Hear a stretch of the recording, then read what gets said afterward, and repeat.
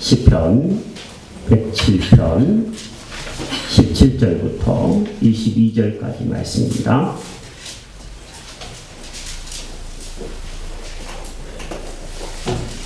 우리 말씀의 뜻을 생각하면서 같이 한번 한 목소리로 읽겠습니다. 시작. 미련한 자들은 그들의 죄악의 길을 따르고 그들의 악을 범하기 때문에 고난을 받아 그들은 그들의 모든 음식물을 싫어하게 되어 사망의 문에 이르렀도다. 이에 그들이 그들의 고통 때문에 여호와께 부르짖으매 그가 그들의 고통에서 그들을 구원하시되 그가 그의 말씀을 보내어 그들을 고치시고 위험한 지경에서 건지시는도다. 여호와의 인자하심과 인생에게 행하신 기적으로 말미암아 그를 찬송할지로다. 감사제를 드리며 노래하여 그가 행하신 일을 선포할지로다. 아멘. 저는 지난 한 주간 아내와 함께 병원을 2번 방문했습니다. 먼저는 저희 어머니가 계신 병원에 화요일날 방문을 했습니다. 저희 어머니는 부천에 있는 요양병원에 입원하신 지 약 2년이 다 되어 가십니다. 어머니는 며느리도 사랑하는 손주도 못 알아보십니다. 다만 아들인 저만 알아보시고 겨우 이름만 말씀하실 정도입니다. 음식은 콧줄을 끼고 있어서 입으로 먹는 음식은 전혀 드시지 못하고 병원에서 주는 죽과 같은 병원 음식만 겨우 드실 수 있을 정도입니다. 그래서 그런지 저희 어머니는 몸이 완전히 바짝 말라 있습니다. 뼈가 손에 잡힙니다. 저는 어머니를 찾을 때마다 애처로워서 어머니의 몸을 조심조심 주물러 드리고 얼굴을 쓰다듬으면서 그냥 이 말을 마치고 오는 것이 전부입니다. 2번째 병원을 신방했을 때는 목요일이었습니다. 오늘 예배하고 있지 못한 배상민 집사가 갑자기 쓰러졌었습니다. 2년 전쯤에 운동장에서 축구를 하다가 정신을 한번 잃은 적이 있다고 그러더라고요. 그때 실신 테스트도 하고 여러 가지 검사를 했지만 이상이 없어서 건강하게 지냈었는데 이번에도 갑작스럽게 쓰러져서 이마를 찧었습니다. 혜정자매는 너무 깜짝 놀랐을 것입니다. 과부가 된 줄 알았다고 그러면서 웃었습니다. 다행스럽게 오늘까지 상민 형제는 아무 이상이 없었고 아침에 예배를 드리러 오기 직전까지 괜찮았습니다. 지금은 나라의 부름을 받고 아마 김영삼 전 대통령이 서거하셔서 그런지 비상이 걸려서 근무하러 출동했습니다. 나라의 안전을 지키기 위한 배상사의 눈물겨운 투혼이 오늘 아침에도 느껴지고 있습니다. 저는 목사로서 병원에 신방 갈 일들이 이렇게 여러 번 있습니다.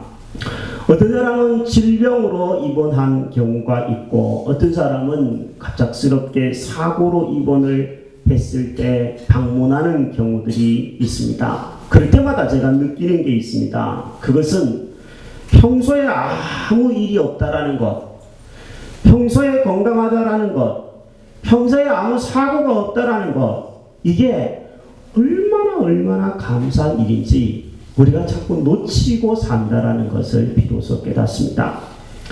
중환자실에 가보면 여러분 어떻습니까? 이야, 이만큼 건강하게 사는 게 정말 감사한 일이구나. 장례식장에 가봐도 그렇죠. 이야, 저렇게 돌아가시는 분들이 있는데 사는 게 기적이고 감사한 일이구나. 이렇게 느낄 때가 있을 겁니다. 우리는 살면서 질병을 때로는 만납니다. 가벼운 감기 몸살부터 현대의학으로는 고칠 수 없는 질병까지 질병을 만나는 경우들이 있습니다. 또 살면서 때로는 사고를 당하기도 합니다. 집에서 실수로 칼에 손이 베이는 것부터 시작하여서 교통사고를 당하여서 정말 사망의 문턱까지 갔다가 살아나오는 경우들도 있습니다. 저도 그런 경험이 있습니다. 육체적인 질병과 사고가 아니라고 하더라도 마음의 질병이 들어서 우울하고 좌절하고 의욕 상실에 빠지는 경우들도 간혹 생기는 것이 우리의 인생입니다. 뭔가 마음의 질병이 들거나 사고를 당하면 당장 나타나는 현상이 있는데 밥맛이 없어진다는 겁니다. 심하면 밥맛이 없어지다가 보고 너무 많이 아프고 힘들면 이러다 죽는구나. 이런 생각들을 아마 여기 계신 분들은 한두 번쯤은 해보셨을 거라고 생각합니다. 오늘 18절의 시인은 그래서 이렇게 이야기합니다. 그들은 그들의 모든 음식물을 싫어하게 되어 사망의 문에 이르렀도다. 우리 인생에서 왜 이런 사건 사고가 벌어지고 왜 이런 질병이 찾아오는 것일까? 이런 일들 없으면 안 되나? 한 번 사는 인생 그냥 건강하게 살다가 아무 사고 없이 살다가 행복하게 살다가 끝나면 안 되나? 이런 생각들을 우리는 하게 됩니다. 그런데 왜 이런 질병과 사고와 마음 아픈 일들이 벌어지는 것일까요? 오늘 17절은 그 원인을 우리에게 말씀해 주고 있습니다. 17절 한번 같이 읽어볼까요? 시작. 미련한 자들은 그들의 죄악의 길을 따르고 그들의 악을 범하기 때문에 고난을 받아. 아멘.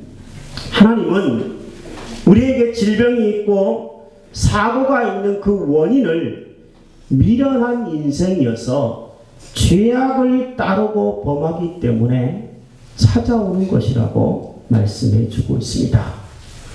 물론 모든 질병이 죄 때문에 찾아온다. 직접적인 원인이 모든 사고가 우리가 죄를 범해서 찾아오는 것이다. 그렇게 생각하면 좀 너무 확대 해석하는 겁니다.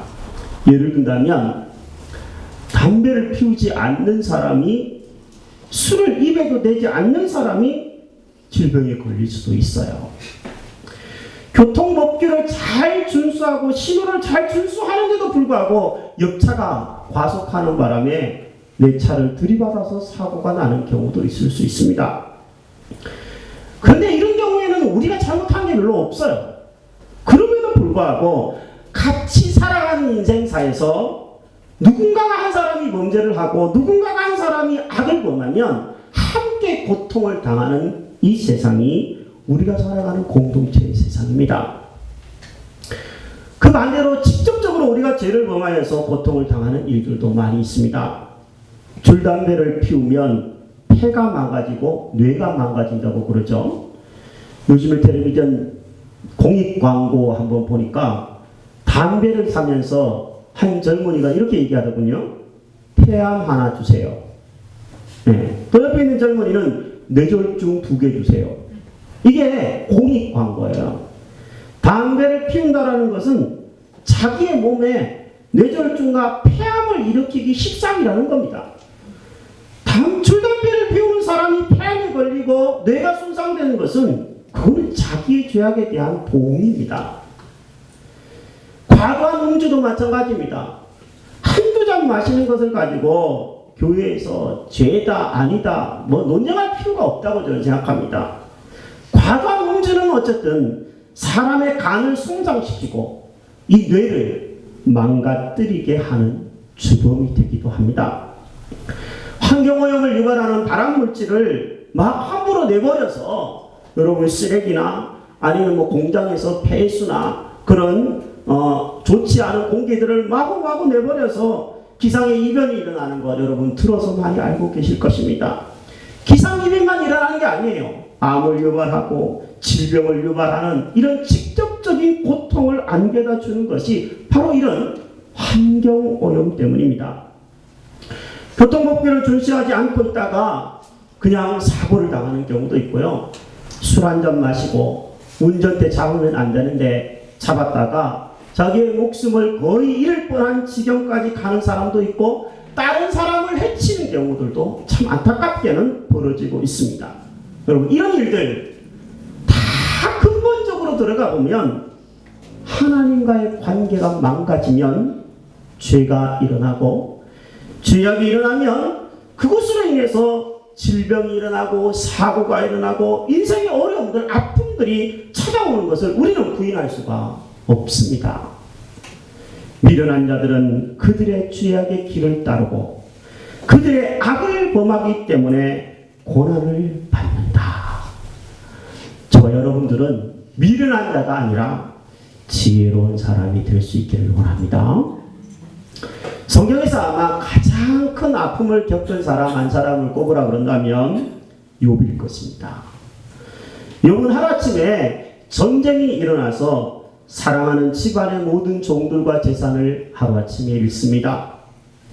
자연재해가 일어나서 7명의 아들과 3명의 딸을 하루아침에 지진으로 잃습니다. 더구나 욥은 발바닥부터 정수리까지 몸에 종기가 나서 긁지 않으면 살 수 없을 정도로 아주 힘겹게 건강을 유지하면서 살아가는 그런 안타까운 인생을 맞이했습니다. 야구로 말한다면 3연타석 3진 맞은 꼴입니다. 너무너무 욥은 힘들었을 것입니다. 이때 욥의 심정을 성경은 이렇게 기록을 해놓고 있습니다.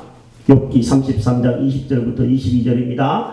그의 생명은 음식을 싫어하고 그의 마음은 별미를 싫어하며 그의 살은 파리하여 보이지 아니하고 보이지 않던 뼈가 드러나서 그의 마음은 구덩이에 그의 생명은 멸하는 자에게 가까워지느니라. 욥은 음식이 맛이 하나도 없어졌다는 겁니다. 음식이 맛이 없어지다가 보니까 몸이 빼빼 말라서 뼈밖에 앙상하게 남지 않았다는 표현입니다.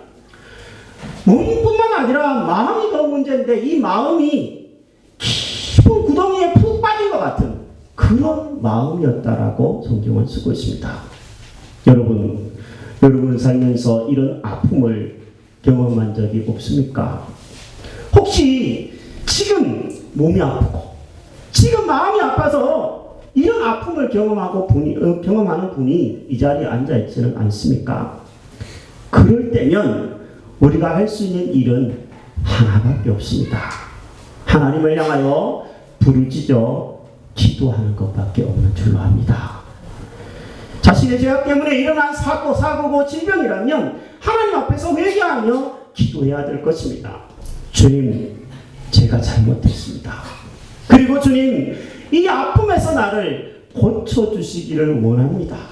회개하며 기도하면 하나님이 구원해 주신다고 약속하셨습니다. 19절이 그것을 말씀해 줍니다. 이에 그들이 그들의 고통 때문에 여호와께 부르짖으매 그가 그들의 고통에서 그들을 구원하시다. 잘못을 범할지라도 하나님 앞에서 회개하며 부르짖는 자의 기도를 하나님은 절대로 외면하지 않으시는 줄로 믿습니다. 우리가 그 좋으신 하나님께 죄가 있다면, 그래서 질병이 찾아오고 사고가 일어났다면 회개하며 나아가 구원을, 치료를 경험하는 은혜가 있기를 바랍니다. 그러나 직접적인 죄악이 아니더라도 일어나는 질병이 있고 사고가 있습니다. 그럴 때면 하나님께 이렇게 기도할 필요가 있습니다. 주님, 왜 이런 일이 일어나는 겁니까?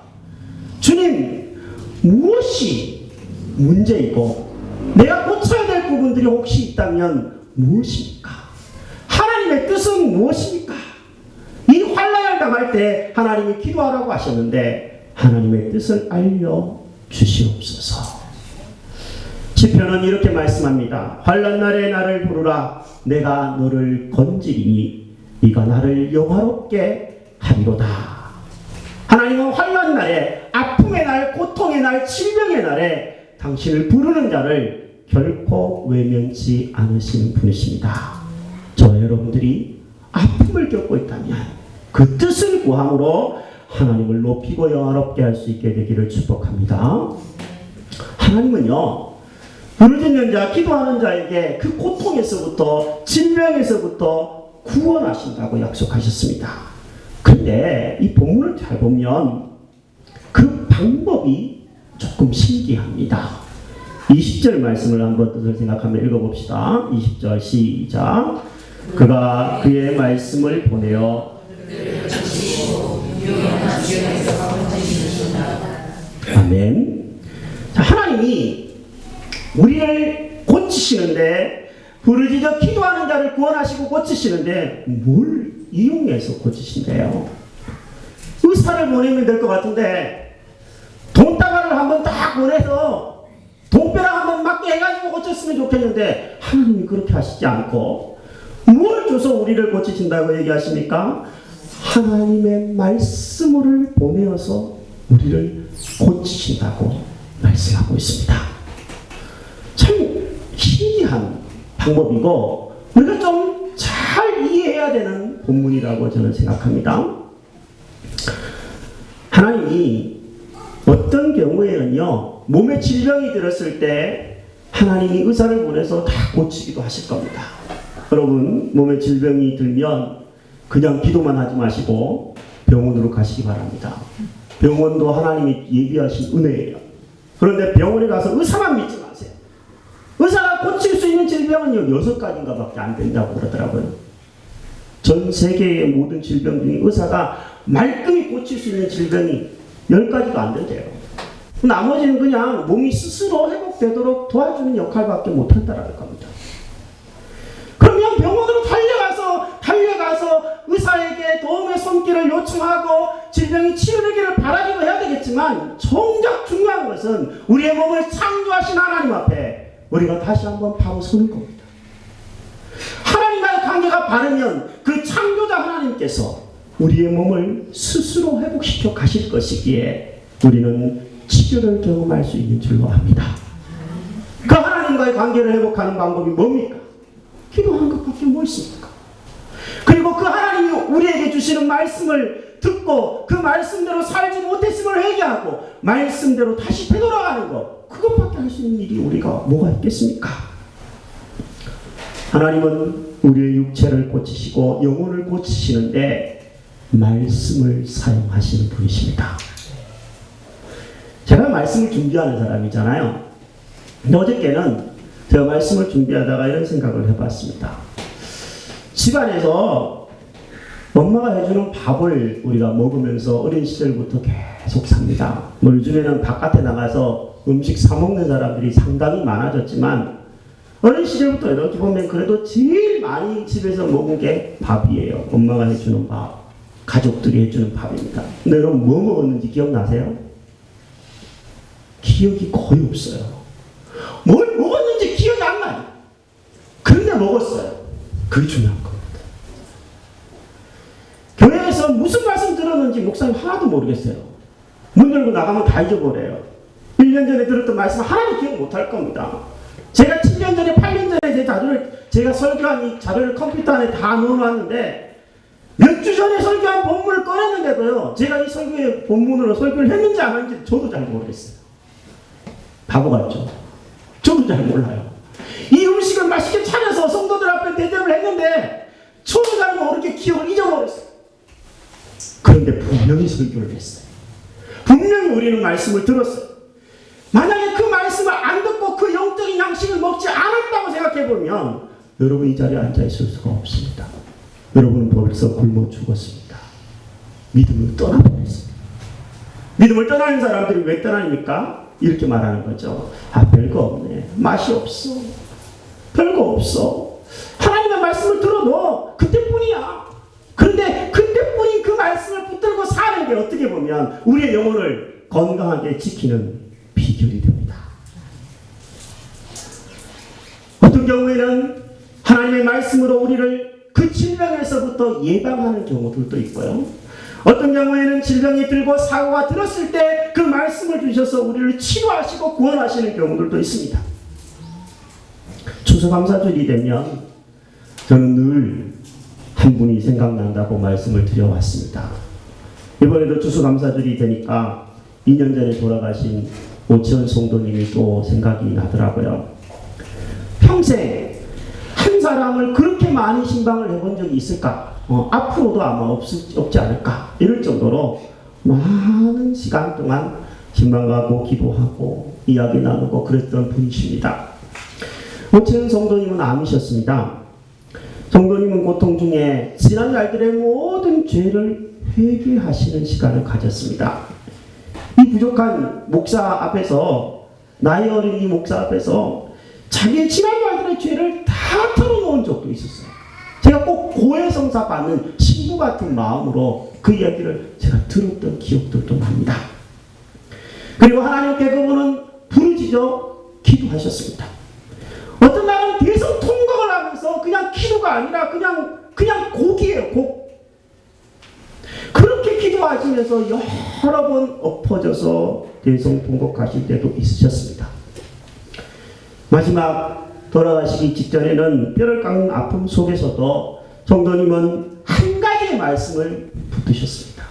우리가 간증을 들어서도 몇 년 전에 들으신 분은 아시겠지만 예수님께서 하신 말씀, 내가 곧 길이요 진리요 생명이니 나로 말미암지 않고는 아버지께로 올 자가 없느니라. 이 말씀을 끝까지 붙드셨습니다. 하나님께서는 이 성도님의 육체의 질병은 고쳐주시지 않으셨습니다. 하지만 분명한 것은 하나님이 그 영혼의 질병은 고치신 줄로 믿습니다. 그분은 평안하게 하나님 나라로 이사를 가셨습니다. 하나님이 말씀으로 그분을 고치셨다는 것을 저는 믿습니다. 그 결과 어떻게 됐을까요? 두 아들들이 다 믿음 생활을 하게 되었습니다. 자부들을 믿음으로 함께 얻게 되었습니다. 믿음의 가정을 꾸리게 되었습니다. 우리는 그것을 지금도 들을 수 있고 볼 수가 있습니다. 여러분, 우리의 인생에는 질병이 있습니다. 사고가 일어납니다. 마음 아픈 일들이 없지 않습니다. 그럴 때 우리는 기도 가운데 하나님의 선하심을 맛볼 수 있는 기회라는 것을 기억하고 회개하며 하나님의 뜻을 구하며 기도할 수 있는 기회로 삼게 되기를 바랍니다. 하나님은 말씀으로 저와 여러분들을 고치기를 원하십니다. 여러분, 그러기에 건강을 위해 밥을 먹듯이 우리가 날마다 하나님의 말씀을 먹어야 합니다. 일주일에 한 번 먹는 이 말씀, 한 번밖에 못 먹는 말씀이라면 여러분 목숨처럼 말씀을 드시기를 바랍니다. 한 번으로 만족하지 말고 매일 몇 절이라도 말씀을 읽으시기 바랍니다. 들으시기 바랍니다. 묵상하시기 바랍니다. 암송하시기 바랍니다. 실천하시기 바랍니다. 그래야 여러분의 영혼이 건강합니다. 한국교회가 너무너무 큰 아픔을 겪고 있습니다. 예수 믿는 사람들이 인기가 하나도 없어졌습니다. 왜 이렇게 됐을까요? 어떻게 고칠 수 있을까요? 하나님의 말씀으로 다시 한번 돌아가는 것밖에 없습니다. 어떻게 바꿀 수 있겠습니까? 여러분, 이대로 신앙생활하면 한국교회는 몇십 년도 안 지나서 십몇 년만 지나면 반토막이 난다라는 통계가 나와 있어요. 그렇게 예언하는 사람들이 많아요. 건강한 신앙을 유지하기 위해서는 하나님의 말씀을 드시기를 바랍니다.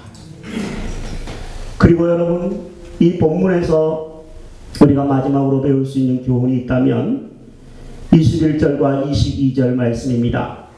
한번 함께 뜻을 생각하며 한번 더 읽도록 합시다. 여호와의 인자하심과 인생에게 행하신 기적으로 말미암아 그를 찬송할지로다. 감사제를 드리며 노래하며 그가 행하신 일을 선포할지어다. 아멘. 여러분의 인생에서 하나님께서 행하신 기적은 뭡니까? 육체의 질병에서 고침을 받은 경험이 있으십니까? 그렇다면 그 경험, 그 기적 때문에 하나님을 찬양할 수 있기를 바랍니다. 육체가 나는 아픈 적이 별로 없었어요. 그러면 더 큰 기적을 여러분이 지금도 경험하고 있는 겁니다. 그 기적으로 인해서 하나님께 감사와 찬양을 드리시기를 바랍니다. 불의의 사고를 당했는데 그 사고 속에서도 생명을 건져주신 경험이 있습니까? 저처럼 자동차가 뒤집어져가지고 이제 죽었구나, 그런 순간이 찾아왔었는데 하나님이 고쳐주셔서 건강케 하셔서 회복된 기적이 있습니까? 그거 기억하면서 하나님께 찬양하고 감사할 수 있게 되기를 원합니다. 안 그런 사고가 일어나지 않고 안전하게 지금까지 살고 있습니까? 그건 더 큰 기적입니다. 그 더 큰 기적으로 인해서 하나님께 감사하며 살게 되기를 원합니다. 전 세계가 테러의 공포에 시달리고 있는데 이 나라는 하나님이 안전하게 지켜주신 것도 하나님의 은혜가 아니겠습니까? 하나님께 감사할 수 있게 되기를 바랍니다. 그리고 주변을 돌아보시기 바랍니다. 질병에 든 친구가 있을 수 있습니다. 불의의 사고를 당해서 이웃에게 아픔을 주면서 또 자기가 아파하면서 힘들어하는 이웃들이 있을 수 있습니다. 입맛을 잃어버린 이웃, 사망의 문턱까지 가 정말 어찌할 바를 알지 못하여 고통하는 이웃이 있을 수 있습니다. 여러분, 그들에게 다가가시기 바랍니다. 따뜻하게 손잡아 주시기 바랍니다. 우리가 할 수 있는 일은 그들을 고칠 수 있는 일은 아니지만 그들을 고치시는 하나님께 그 손을 잡고 이끌어 주는 것까지는 우리가 할 수 있는 줄로 압니다. 우리 희망의 교회 식구가 된 분 중에요, 제가 병원에서 처음 만난 분이 두 분이나 계십니다. 한 형제는 자동차 사고를 당하여서 차량이 폐차됐는데 병원에 가봤더니 얼굴에 파편이 막 박혀 있어요. 유리가. 그때 처음 만났습니다. 그리고 이 자리에 앉아 있습니다. 그리고 한 집사님은 질병으로 병원에 입원해 있는데 그 어머님 아버님이 그때 저희 교회 성도님이셨습니다. 딸 아프다고 병원에 신방을 제가 한번 간 적이 있어요. 기도해주고 잊어버렸었어요. 그런데 몇 년 후에 우리 교회 성도님이 되어서 지금 이 자리에 앉아 계신 분도 있습니다. 저는 생각해 봅니다. 힘들고 어려울 때 찾아가면서 위로해주고 기도해주고 손잡아주고 그게 할 수 있는 게 그거구나. 할 수 있는 사랑이 그거구나. 어쩌면 그게 전도구나. 이런 생각들을 합니다. 사랑하는 여러분, 전도도 타이밍입니다. 신방도 타이밍이 중요한 것 같아요. 여러분 주변에 아프고 사고나고 아파하는 일들이 있다면, 그들이 있다면 여러분이 사랑할 때임을 알고 찾아가 손잡아주고 기도해주고 사랑할 수 있게 되기를 바랍니다. 끝으로 이야기 하나 하고 메시지를 마칠까 합니다. 찬송가 66장에 대해서 이 찬송가를 쓴 사람의 이야기를 제가 한번 들은 적이 있어요. 이 찬송가는요, 독일 목사님인 마틴 리카르트라고 하는 사람이 쓴 찬송가입니다. 이 찬송가는 17세기에 만들어졌습니다. 지금부터 몇백 년 전에 만들어졌는데 17세기에 독일과 유럽은 큰 질병이 창궐을 했었습니다. 페스트라고 하는 전염병이 창궐을 했습니다. 이 목사님이 목회하는 교회에도요, 많은 교인들이 이 질병에 걸려서 목숨을 잃고 있었습니다. 하루에 장례식을 50번 치른 적도 있대요. 그러니까 너무 많은 사람이, 이 유럽 인구의 3분의 1 이상이 죽었다 그러니까 엄청난 질병이 창궐했을 때입니다. 그러다가 목사님의 아들도, 사랑하는 아들도 질병으로 잃어버렸습니다. 너무 마음이 아프고 너무 극한 고통 속에서 이 목사님은 어찌할 바를 알지 못했습니다. 지금처럼 한 해가 저물고 있을 때 어드컨이 창밖을 내다보고 있었습니다. 그러다가 하나님이 이런 생각을 이 목사님에게 주셨습니다. 나는 살아있다. 그래, 나는 아직 살아있다. 그리고 고통받는 이 슬퍼하고 고통받고 아파하는 이 사람들을 도우면서 살고 있다. 이 얼마나 감사한 일이냐. 그런 생각하면서 그 하나님 주시는 생각들을 붙잡으면서 시를 지었고, 그 시가 찬송이 되었습니다. 그 시의 가사는 이렇습니다. 다 감사드리세 온 마음을 바쳐 그 섭리 놀라워 온 세상은 기뻐하네. 예부터 주신 복 한없는 그 사랑 선물로 주시네 이제와 영원히. 이전에 제가 한번 찬송을 한번 드려보겠습니다. 사랑의 하나님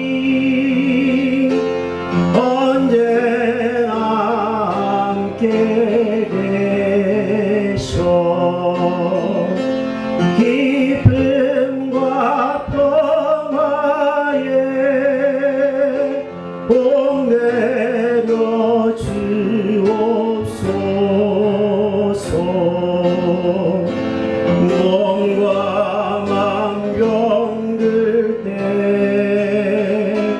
은혜로 지키사 이 세상 안에서 구하여 주소서. 3절 같이 합시다. 감사와 찬송을 다 주께 드리어라. 저 높은 곳에서 다스리시는 주님, 영원한 하나님, 다